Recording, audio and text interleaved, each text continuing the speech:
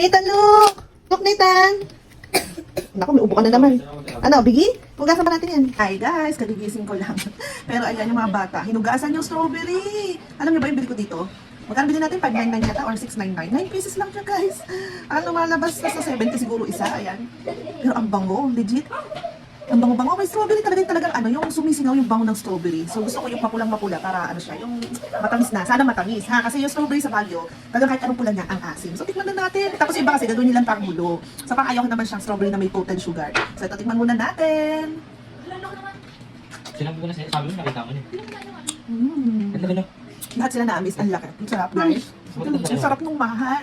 Ang mahal niya lang. Yes. Mami, nagawa-akang ko nung magtatanggal daw ito din. Gusto nila gawin talagang tanggulo. Hindi siya yung No. hindi siya yung sobrang tamis talaga guys. Pero hindi siya maasim. May super konting asim lang. Pero ano, matamis-tamis na strawberry. Meron pa nga ako nakita guys. Nilalagyan pa ng cream. Sausaw ko sa asin.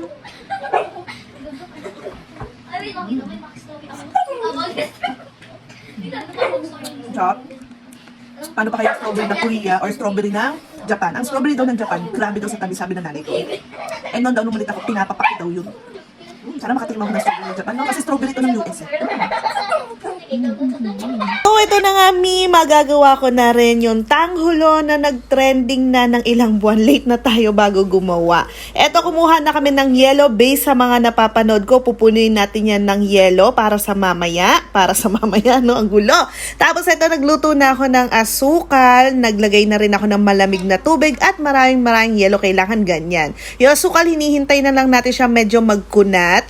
Tapos nung pwede na, ayan, dinip na namin siya at inilagay na natin sa tubig na may yelo para tumigas kagad yung sugar. So medyo nalulungkot pa ako at di pa ganun kaganda yung pagkabuo niya.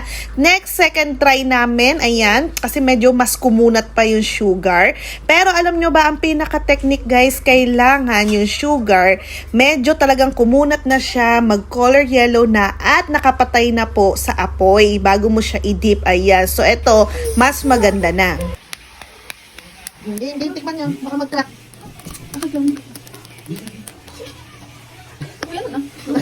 Yung alam sila na Nag-crack naman siya, di ba? Narinig nyo? Ayan o. One more bite. Huwag mo kami videoan. ayaw.